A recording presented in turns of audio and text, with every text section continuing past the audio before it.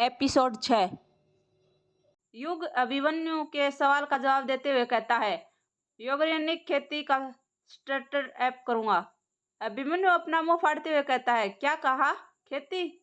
खेती नहीं, ऑर्गेनिक खेती। दोनों में अंतर है। मैंने देखा है कि आजकल बड़े बड़े बिजनेसमैन अपना सब कुछ छोड़कर ऑर्गेनिक खेती कर रहे हैं, क्योंकि यह अभी एक अच्छा बिजनेस है और मुझे यकीन है कि मैं भी कर सकता हूँ और इसे एक अच्छा स्टार्टअप बना सकता हूँ। हाँ, ये सब पता है मुझे, पर तू ये बता, तुझे खेती करनी आती भी है? आती तो नहीं, पर सीख जाऊंगा। वो कैसे? यार, आजकल यूट्यूब सब सिखा देता है। लाइव सेशन भी होते हैं और वैसे भी इंटरनेट सिर्फ फेसबुक यूज करने के लिए नहीं है, समझा? चल, ये ठीक है, पर तू खेती करेगा कहाँ? तेरे पास जमीन भी है खेती करने के लिए? अभिमन्यु, तू अंधा है क्या? तुझे गिरवी कोठी के बाहर 2 सेक्टर जमीन खाली है, वो नहीं दिख रही क्या? बेटा, वो जमीन नहीं, कब्रिस्तान है। तू शायद भूल रहा है कि तेरी गिरवी कोठी कब्रिस्तान के ऊपर बनी हुई है। तू कब्रिस्तान के ऊपर खेती करना चाहता है? यार अभिमन्यु, तू कैसी बात कर रहा है? कोई 2 हेक्टर में कब्रिस्तान बनाता है क्या? हो सकता है बस ये कोठी कब्रिस्तान पर ऊपर बनी हो, बाकी जगह ठीक हो। और एक बात बता, तू मेरा दोस्त है ना, तुझे तो मुझे मोटिवेट करना चाहिए खेती करने के लिए कि मैं कुछ नया करने जा रहा हूँ। इससे एम्प्लॉयमेंट भी बढ़ेगा और देश की तरक्की भी होगी। तू डिमोटिवेट क्यों कर रहा है? अभिमन्यु को अपनी गलती समझ आ जाती है और वो कहता है, सॉरी यार, मैं भूल गया था कि इंसान को नौकरी करने के नहीं बल्कि नौकरी देने की काबिलियत बनाना चाहिए। तेरे इस काम में मैं पूरी तरह है साथ हूँ, बस तुम एक आवाज लगाना कि क्या मदद चाहिए तुझे और मैं हट से हाजिर हो जाऊंगा। शुक्रिया यार, जब तेरे जैसा दोस्त साथ है तो कोई चुनौती मुझे नहीं रोक सकती। तो फिर काम शुरू करें। कैसा काम? युग अपने चारों तरफ देखते हुए कहता है, कल रात मैंने कहा था ना कि सुबह उठते ही हम पहला काम यही करेंगे कि हवेली की सफाई करेंगे। देख नहीं रहा कितनी धूल है यहाँ पर? हाँ यार, बात तो तेरी बिल्कुल सही है, पर तू खुद देख कितनी बड़ी हवेली है। अगर हम दोनों 2 दिन तक लगातार सफाई करते रहे तब भी पूरी धूल साफ नहीं होगी। तो फिर क्या करें? तू चाहता है ऐसे ही धूल रहने दे, सफाई ना करें? अरे, मेरे कहने का मतलब ये नहीं था। तो फिर क्या मतलब था तेरा? मेरा मतलब था कि किसी की मदद के लिए बुलाया लेते हैं, 2-3 लोग रहेंगे तो जल्दी हो जाएगा सफाई। किसको बुलाएंगे? कौन आना चाहेगा गिरवी कोठी में? यार, तू भूल रहा है कि अपने पुराने यार अभी भी इस गांव में हैं। मैं उसी को फोन करता हूँ। उसे? किसे? कछुए को यार। युग कुछ याद करते हुए कहता है, ये तू वही कछुए की बात कर तो नहीं कर रहा जिसे असली में कच्छेदारी था और वो सब काम धीरे धीरे करता था, इसीलिए हमने उनका नाम कछुआ रख दिया था? हाँ, मैं उसी की बात कर रहा हूँ। क्या ये भी स्लो है बचपन की तरह? जब तू मिलेगा तब खुद देख लेना। इतना कहकर अभिमन्यु अपना मोबाइल निकालता है और कछुए को फोन करने लग जाता है। अभिमन्यु फोन पर बात करते हुए कहता है, हाँ कछुए, कहाँ पर है तू? फोन के अंदर से कछुए की आवाज आती है, वो अभिमन्यु, मैं किश्नोई नदी पर हूँ। तू सुबह सुबह किश्नोई नदी पर क्या कर रहा है? तेरे घर में शौचालय नहीं बना है क्या जो सुबह सुबह हल्का होने नदी पर चला आया? यार अभिमन्यु, देख, अभी मैं ना तेरे साथ मजाक करने के बिल्कुल मूड में नहीं हूँ। यार, तेरा दिमाग सुबह सुबह इतना गर्म क्यों है? क्या हुआ? यार, यहाँ पर किश्नोई नदी पर एक बड़ा कांड हो गया है। क्या कहा? किश्नोई नदी पर कांड हो गया है? पर क्या? यार, तू खुद आकर देख ले, मेरे तो खुद समझ नहीं आ रहा कि ये सब कैसे हो गया। इतना कहकर दूसरी साइड से फोन कट हो जाता है। अभिमन्यु बात करते हुए कहता है, हेलो, अरे हेलो, हुआ क्या ये तो बता दे। जैसे ही फोन कट होता है, युग अभिमन्यु से पूछता है, क्या हुआ? तेरे चेहरे पर 12 क्यों बज गए हैं? यार, किश्नोई नदी पर एक कांड हो गया है। कांड हो गया है? पर क्या? पता नहीं यार, पर मुझे डर लग रहा है। डर लग रहा है, पर क्यों? क्योंकि यार कल रात अपने दोनों ही किश्नोई नदी पर थे। कहीं हम दोनों के जाने के बाद अक्षिणी ने किसी का अपना शिकार तो नहीं बना लिया। युग अभिमन्यु पर चिढ़ते हुए कहता है, यार अभिमन्यु, तू फिर से शुरू हो गया। तेरी कहानी अक्षिणी पर शुरू होती है और अक्षिणी पे ही खत्म क्यों होती है? ये भी तो हो सकता है कि नदी पर कुछ और हुआ हो। यार युग, तू ही बता, वहां पर क्या हुआ होगा? वो तो अब वहीं जाकर पता चलेगा। चल फिर। युग और अभिमन्यु किशोर ही नदी पर जाने के लिए निकलने लग जाते हैं। वहीं दोनों गिरवी कोठी के दरवाजे तक पहुंचे थे कि तभी अभिमन्यु की नजर दरवाजे के बगल में दो छतरियों पर नजर पड़ती है। अभिमन्यु युग से कहता है, एक काम कर युग, ये छतरी भी रख ले। छत पर क्यों? मैंने खिड़की से बाहर देखा था कि मौसम खुला हुआ है। मुझे नहीं लगता कि बारिश होगी। यार मैंने जितना कहा तू अभी उतना ही कर, कोई सवाल मत कर, समझा? हाँ ठीक है। अभिमन्यु के कहने पर युग छतरी पकड़ लेता है और वो दोनों किश्नोई नदी जाने के लिए निकल जाते हैं। जब वह दोनों किश्नोई नदी पर पहुंचते हैं तो देखते हैं कि नदी पर बहुत सारी भीड़ जमा थी। ऐसा लग रहा था कि सारे गांव के लोग वहीं पर इकट्ठा हो गए थे। भीड़ अभिमन्यु की कछुए को ढूंढने लग जाता है। अभिमन्यु अपना सिर खुजता हुआ कहता है, यार इतनी भीड़ में कछुए को कैसे ढूंढे? एक तो उसकी छोटी सी हाइट है, ऊपर से वो दुबला पतला है। दुबला पतला पता नहीं कहाँ पर फंस कर बैठा होगा इस भीड़ में। युग भी अपना सर खुजते हुए कहता है, तू ये सोच रहा है कि कुछ कछुए को कैसे ढूंढे, और मैं ये सोच रहा हूँ कि यहाँ पर इतनी सारी भीड़ आखिर जमा क्यों हुई है। जितना मुझे लग रहा है कि गांव में मेले में भी इतनी सारी भीड़ जमा नहीं होती होगी। हाँ सही कहा, मैं भी जब से गांव में आया हूँ पहली बार इतने लोगों को एक साथ देख रहा हूँ। मेरे समझ नहीं आ रहा है कि यहाँ पर हो क्या रहा है। चल थोड़ा पास चलकर देखते हैं हुआ है क्या, शायद कुछ पता चल जाए। युग और अभिमन्यु भीड़ के अंदर घुसने लग जाते हैं। वहीं दोनों अभी एक दो कदम चले ही थे कि उन्हें कछुआ दिखाई जाता है। अभिमन्यु युग से कहता है, यार वो देख कछुआ। कहाँ पर है? अभिमन्यु अपने राइट हेड से सामने की ओर इशारा करते हुए कहता है, अरे वो देखना सामने।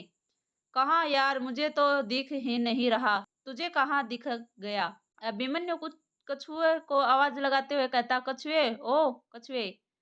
अभिमन्यु के करीब 20-25 कदम दूर पर ही एक दुबला पतला लड़का खड़ा हुआ था जो काली बनियान पहना हुआ था, रंग काला, छोटे छोटे बाल। वही लड़का अभिमन्यु को देखने लगता है और धीरे धीरे कहता है, अरे अभिमन्यु, तू आ गया? अभिमन्यु कछुए को बुलाते हुए कहता, हाँ आ गया, जरा यहाँ पर तो आ। कछुए धीरे से कछुआ धीरे धीरे भीड़ को हटाते हुए अभिमन्यु के पास जाने लग जाता है। कछुआ इतने धीरे चल रहा था कि उसको देखकर ऐसा लग रहा था कि वो करीब आधे घंटे में अभिमन्यु के पास पहुंचेगा। युग अपने सर पर हाथ रखते हुए कहता है, यार ये तो अभी तक बचपन की ही सलो ही है। एक काम करते हैं, हम ही इसके पास चलते हैं, वरना ये तो कल तक यहाँ पर पहुंचेगा। हाँ चल। युग और अभिमन्यु कछुए के पास चले जाते हैं। कछुआ युग को घूरते हुए कहता है, ये किस लिए आया है अपने साथ? ये कौन है? कछुए का सवाल का युग कुछ जवाब देता है उससे पहले अभिमन्यु बोलता है, अरे इसको नहीं पहचाना? ये अपना युग है, अपना बचपन का दोस्त भूल गया? यही तो है तुझे टीचर से मार खाने से बचाता था। कछुआ कुछ याद करते हुए कहता है, अच्छा युग है, ये कब आया? अभिमन्यु कछुए की बात को काटते हुए कहता है, ये सब मैं बाद में बताता हूँ, तुझे पहले मुझे तू ये बता, यहाँ पर क्या हुआ है? इतनी सारी भीड़ क्यों जमा है? कछुआ अभिमन्यु का हाथ पकड़ते हुए कहता है, यार मैं नहीं बता सकता, क्योंकि तुझे पता है ना, मेरा दिल बहुत कमजोर है। तू खुद चलकर देख ले कि क्या हुआ है। कछुआ युग और अभिमन्यु का हाथ पकड़ता है और भीड़ की साइड हटाते हुए उन्हें नदी के किनारे पर ले जाने लगता है। जब वो नदी के किनारे पर पहुंचते हैं, वहां का नजारा देखकर युग और अभिमन्यु की आंखें फटी की फटी रह जाती हैं। नदी के किनारे करीब 30-40 कौवे मरे पड़े थे। युग हैरानी के साथ कहता है, ये क्या, इतने सारे कौवे की मौत कैसे हो गई? अभिमन्यु कौओं को देखकर इतना परेशान हो गया था कि कुछ नहीं बोल पा रहा था। कछुआ मरे हुए कौओं को देखकर कहता है, वही तो युग, तुझे पता है कुछ सालों से हमारे गांव में एक भी कौवे नजर नहीं आ रहे थे, और आज के भी तो वो भी इतने सारे, वो भी इस हालत में मरे हुए। उन तीनों के पास कुछ कुछ आदमी खड़े हुए थे जो आपस में बात कर रहे थे। पहला आदमी कहता है, उन्हीं ओछो छेने उगले सकेत गए कोछो, मृत्यु को खेल शुरू हो भयो कोछो। दूसरा आदमी कहता है, तपाई सही उन्हें अनुच्छो उन्हीं आऊ दे चिन्हे ही मृत्यु को पहलियो चिन्ह छुहे। युग हैरानी के साथ कहता है, ये लोग आपस में क्या बात कर रहे हैं? अभिमन्यु युग का सवाल का जवाब देते हुए कहता है, ये लोग आपस में नेपाली की बात कर रहे हैं। तुझे तो पता है ना, हमारे मेघालय में नेपाली, बंगाली, खासी, असमिया, सलेहेटी, बोडो, बीटा, प्रार और होजी की भाषा बोली जाती है। युग अभिमन्यु के चिढ़ते हुए कहता है, यार मैंने ये तुझसे मेघालय की भाषा का इतिहास नहीं पूछा। मैं ये जानना चाहता हूँ कि ये आदमी आपस में क्या बात कर रहे हैं। तुझे पता है ना, मुझे नेपाली नहीं आती। हाँ बता रहा हूँ, चिढ़ क्यों रहा है? ये लोग आपस में बात कर रहे हैं कि वो आने वाली है, उसे संकेत दिया है कि मौत का खेल शुरू हो गया है। ये मौत का पहला संकेत है। युग हैरानी के साथ कहता है, ये लोग किस की बात कर रहे हैं? कौन है आने वाली है और उसने क्या संकेत दिया है? कछुआ धीरे से कहता है, यक्षिणी युग, यक्षिणी आने वाली है, ये उसने मौत का संकेत दिया है। युग कुछ रिएक्शन देता हुआ पहले ही अभिमन्यु को कुछ सोचते हुए कहता है, युग मुझे लग रहा है ये हम सब हमारे कारण हो रहा है। हमारे कारण? पर कैसे? यार देख, कल रात ही हम दोनों गिरवी कोठी का दरवाजा खोला और फिर सुबह होते ही इतने सारे कौवों का मारा इत्तेकाफ नहीं हो सकता। आज से पहले ऐसा कभी नहीं हुआ।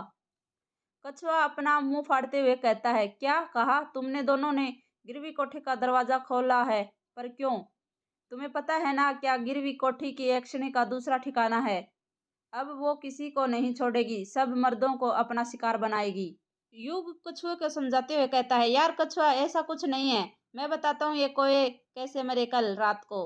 अभिमन्यु ने अपने साथ एक डिवाइस लाया था, उसमें आवाज आ रही थी, तो हो सकता है कि वही आवाज वो सहन नहीं कर पाए हों, उनकी डेथ हो गई हो। तुझे तो पता ही होगा ना, तुझे तो पता ही होगा ना इन पक्षियों पर मोबाइल का वेग का कितना असर पड़ता है। अभिमन्यु कहता है, यार युग, अब तू सारा इलेक्ट्रॉनिक डिवाइस के ऊपर मत लगा, समझा? चल तेरे लिए मान भी लेता हूँ कि ये कौवे मेरे डिवाइस की आवाज से मरे हैं, पर तू बता, सिर्फ कौवे ही क्यों मरे? और कोई पशु पक्षी भी तो मर सकते थे। जरा गौर से देख, यहाँ पर जितने भी हैं सब कौवे के ही हैं। अभिमन्यु की बात सुनकर युग चुप हो जाता है, क्योंकि उसके पास उसके सवाल का कुछ जवाब नहीं था। अभिमन्यु अपनी बात को जारी रखते हुए कहता है, ये संकेत है युग, मौत के आने का पहले। तुझे कौवे के बारे में नहीं पता क्या? क्या नहीं पता? यही कि हमारे हिंदू शास्त्रों में कौवे को यमराज का दूत कहा गया है। ऐसा मान्यता है कि कौवे यमलोक में जाकर पृथ्वीवासियों की, विशेष में चित्रगुप्त जी की सूचना करते हैं। यानी कि कौवे आदमी की जिंदगी में किए गए लेख जोखे का हिसाब करता है, परंतु शुग शास्त्र के अनुसार मात्र यमलोक में ही नहीं, बल्कि हम इंसानों को भी धरती पर संकेत देकर हमारे आने वाले कल के भविष्यवाणी करता है। और इतने सारे कौवे की मौत संकेत है कि जल्दी गांव में बहुत सी मौत होने वाली है। कछुआ भी अभिमन्यु का साथ देते हुए कहता है, हाँ युग, अभिमन्यु बिल्कुल ठीक कहता है।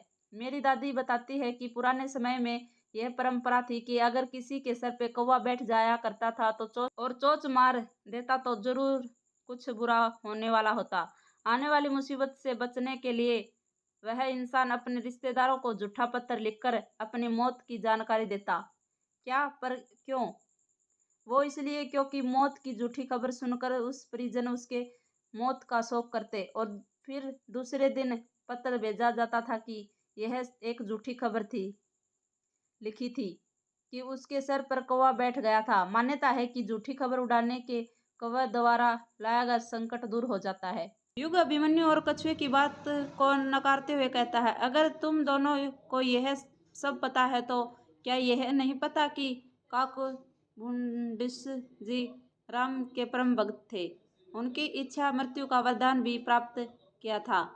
जमाने के कौवों को काकभूषणी का ही प्रतिरूप माना जाता है।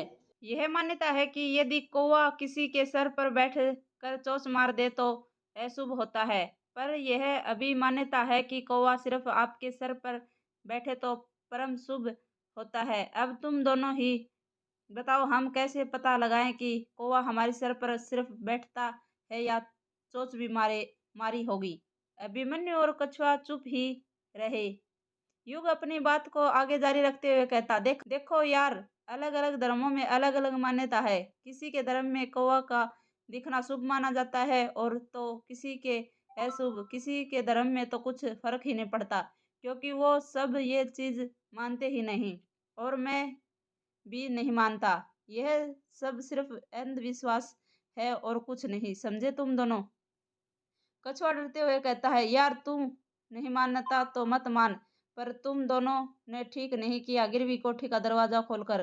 तुम्हें पता भी है गिरवी कोठी का दरवाजा बंद करने के लिए कितने लोगों ने अपनी जान दी थी। युग चौंकते हुए कहता है, क्या कहा? दरवाजा बंद करने के लिए लोगों ने जान दी थी, पर क्यों? धन्यवाद दोस्तों। अगर मेरी वीडियो पसंद आए तो लाइक, कमेंट, शेयर, सब्सक्राइब कर ले। धन्यवाद।